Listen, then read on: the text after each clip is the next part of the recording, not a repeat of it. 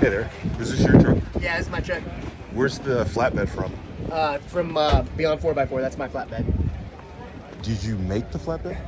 Yeah, I designed the flatbed and then I get them made overseas. Would you mind telling me about your flatbed?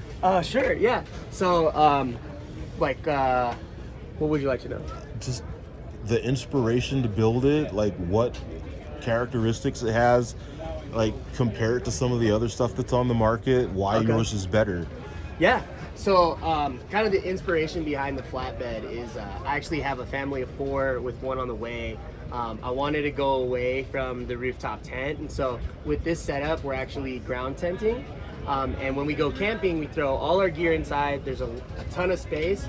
But then when I want to go wheeling with the boys, I actually take the canopy off and I run the flatbed so that we're not running as much weight on the back.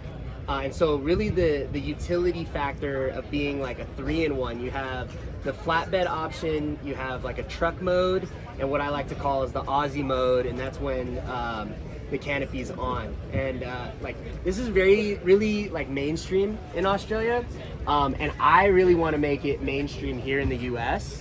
Our price point is going to be considerably lower than anyone in the market. For this entire setup, including the flatbed, we're doing it for $12,000, and that includes installation in Sacramento, California.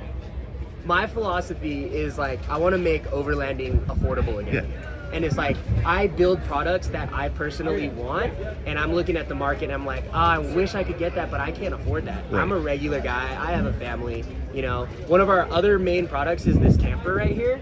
And so the camper is all inclusive. You get the insulation in the tent, and the main differentiator is the fact that it's transformable. So it could transform from a camper shell into a fully integrated camper with a tent on top.